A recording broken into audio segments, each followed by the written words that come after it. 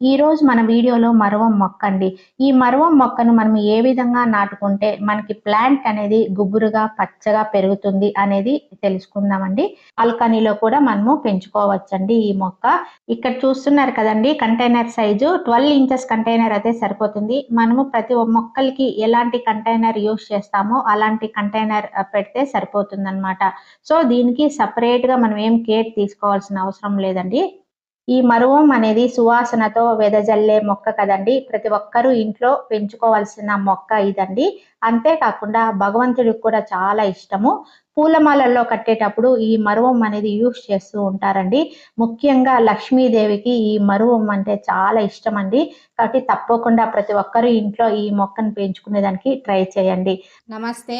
నేను Vani. Welcome to my channel gardening with వాణి.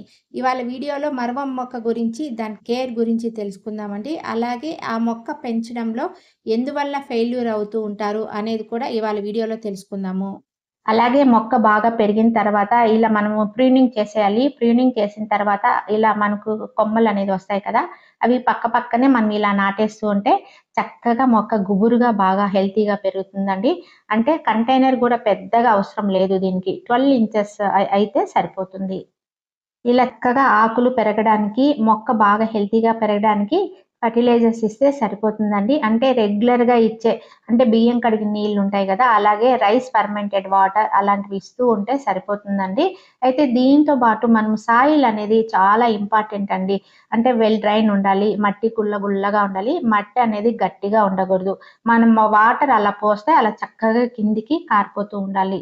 ఇది చాలా ఇంపార్టెంట్ విషయం అండి. ఏంటంటే మరవం మొక్కకి వెల్ డ్రైన్ సాయిల్ మిక్స్ అనేది ఉండాలి. అలాగే ఏ కంటైనర్‌నైతే మనం తీసుకుంటున్నామో ఆ కంటైనర్‌కి ఎక్కువ హోల్స్ అనేది ఉంచాలి.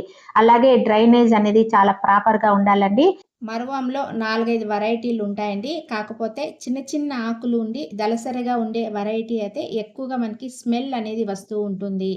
ఈ మొక్కను కటింగ్స్ ద్వారా నాటుకోవచ్చండి. కాకపోతే ఫెయిల్యూర్ కావడానికి కారణం ఏంటి అంటే, మొక్కకు నీరు ఎక్కువైనా మొక్క కుళ్ళిపోతుంది. అందుకే ఒకసారి మొక్కకు నీరు ఇచ్చిన తర్వాత మట్టి డ్రై అయ్యే వరకు మళ్ళీ మనము వాటర్ అనేది ఇవ్వకూడదు. నర్సరీ నుంచి మనము ఈ మరవం మొక్కను తెచ్చుకునేటప్పుడు రెయినీ సీజన్‌లో కానీ, లేదా వింటర్ సీజన్‌లో గానీ మనము ఈ మొక్కనైతే నాటడానికి సరైన సమయం అండి. సో, మనము నర్సరీ నుంచి తెచ్చుకున్న మొక్కను ట్రాన్స్‌ప్లాంట్ చేసుకునేటప్పుడు వెల్ డ్రైన్ సాయిల్ మిక్స్ ఉండాలండి. సో, ఇవాళ వీడియోలో మనము ఈ మరవం మొక్కను నాటడానికి సాయిల్ మిక్స్ ఎలా ఉండాలి అనేది ఇవాళ వీడియోలో చూసేద్దాం. ఇందులో మాగిన పశువుల ఎరువు అండి 30% యాడ్ చేస్తున్నాను. అలాగే రెడ్ సాయిల్ 40%, అలాగే ఇసుక గానీ, వరి పొట్టు ఉన్నా కూడా ఇందులో తప్పకుండా కలపాలండి. అప్పుడే మనకి వెల్ డ్రైన్ సాయిల్ మిక్స్ అవుతుంది. ఇవన్నీ కూడా జీవన ఎరువులండి. ట్రైకోడర్మా, సుడోమోనాస్, వాము, వేపపిండి ఇవన్నీ కూడా వేరుకుళ్ళు రాకుండా ఉండాలంటే ఇవన్నీ 1 స్పూను తప్పకుండా యాడ్ చేయాలి. ఎప్సమ్ సాల్ట్ 3 స్పూన్స్ ఏస్తున్నానండి. ప్రతి మొక్క మనం నాటుకునేటప్పుడు ఇది ఖచ్చితంగా వేసుకోవాలి. మెగ్నీషియం సల్ఫేట్ కదా! సో, ఇవన్నీ వేసిన తర్వాత మట్టి మిశ్రమంని ఇలా బాగా కలిపేసుకొని, తర్వాత మనము మొక్కను నాటేసుకోవడమే. బంకమట్టిలో కానీ, ఏదైనా జిగురుగా ఉండే మట్టిలో గానీ మనము మొక్కను పెట్టుకున్న గ్రోత్ అనేది ఉండదు. డెవలప్‌మెంట్ అనేది ఉండదండి. ఇలా మనకి మట్టి అనేది గుల్లగా ఉన్న సాయిల్ మిక్స్‌లో పెడితే మొక్క అనేది డెవలప్‌మెంట్ అనేది ఉంటుంది. సో, ఇలా నాటుకున్న తర్వాత మొక్కనైతే మనము నీడలోనే ఉంచాలండి. ఏ మాత్రం ఎండ అనేది ఈ మొక్కకు తగలకూడదు. చాలా సెన్సిటివ్‌గా ఉంటుంది. షేడ్‌లోనే ఈ మొక్కనైతే ఉంచాలండి. ఇలా నాటుకునేటప్పుడు ఏదైనా మనకి కటింగ్ ఇలా వచ్చిందనుకోండి, పక్కనైతే పడేయకూడదు. ఇలా మట్టిలో మళ్ళీ నాటేసామనుకోండి, చక్కగా మళ్ళీ దీనికి వేర్లనేది వచ్చేస్తాయి. ఇలా మొక్కను నాటిన తర్వాత తప్పకుండా వాటర్ అనేది ఇవ్వాలండి. ఫస్ట్ టైం మనము వాటరింగ్ చేసేటప్పుడు మొక్క మొత్తం బాగా తడిచేటట్లు ఇవ్వాలి. సో, ఎప్సమ్ సాల్ట్ అనేది వాటర్‌లో కలిపి బాగా ఇస్తున్నానండి.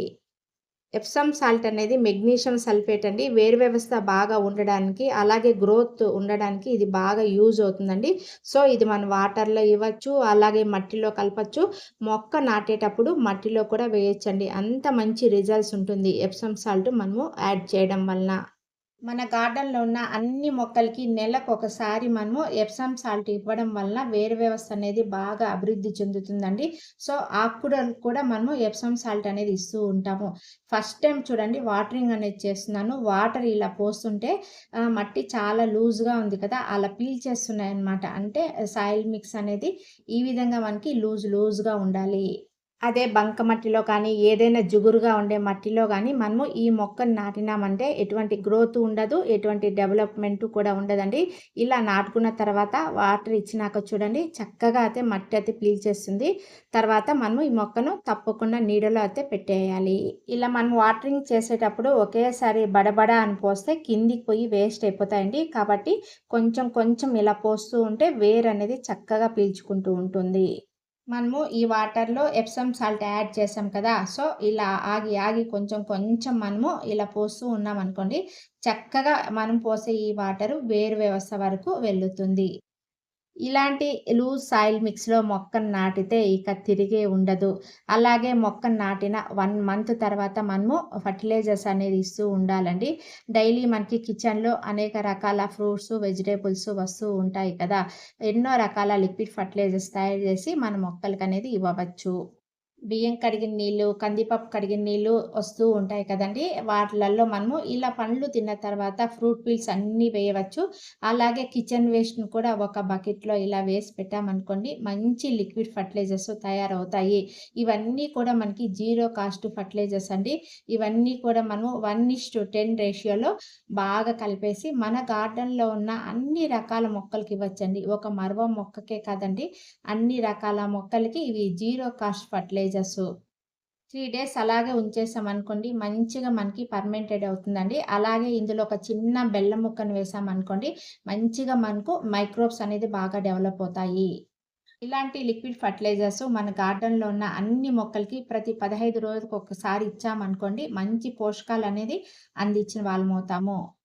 ముఖ్యంగా బనానా పీల్ ఫర్టిలైజర్ గానీ, బనానాతో తయారు చేసిన ఫ్రూట్ ఫర్మెంటెడ్ జ్యూస్ కానీ ఈ మొక్కకి ఇచ్చామనుకోండి మంచి గ్రోత్ అనేది ఉంటుందండి.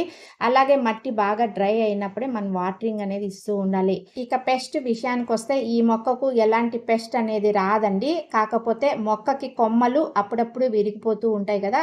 వాటిలన్నిటిని ఇలా పక్క పక్కన నాటామనుకోండి మంచిగా మొక్క అనేది గుబురుగా పెరుగుతుందండి. కాకపోతే కొమ్మలనేది అప్పుడప్పుడు ఎండిపోతూ ఉంటాయి. అలా ఎండిపోయిన కొమ్మలన్నిటిని కూడా మనము కట్ చేసేస్తూ ఉండాలి. అలా కట్ చేస్తేనే కొత్త కొత్త చిగుర్లనేది వస్తూ ఉంటాయి.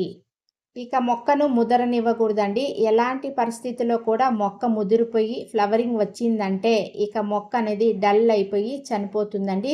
సో, మొక్కను ముదరనివ్వకుండా మనము ట్రిమ్ అనేది చేసుకుంటూ ఉంటే ఫ్రెష్‌గా లేత కొమ్మలు అనేది వస్తూ ఉంటాయి. ఇలాంటి జాగ్రత్తలు తీసుకుంటూ ఉంటే ఎలాంటి వాళ్ళైనా సరే మరవం మొక్కను పెంచడంలో ఫెయిల్యూర్ అనేది కారు. సో, ఈ వీడియో ద్వారా మనము మరవం మొక్కను ఎలా కాపాడుకోవాలి, ఎలా కేర్ తీసుకోవాలి, నర్సరీ నుంచి తెచ్చిన తర్వాత ఎలా నాటుకోవాలి అన్ని విషయాలన్నీ కూడా మనము ఈ వీడియో ద్వారా తెలుసుకున్నామండి. వీడియో నచ్చినట్లయితే ఒక లైక్ ఇచ్చేయండి. అలాగే కామెంట్ చేయండి, షేర్ చేయండి, సబ్స్క్రైబ్ చేయండి. Wish you A happy gardening. Thank you.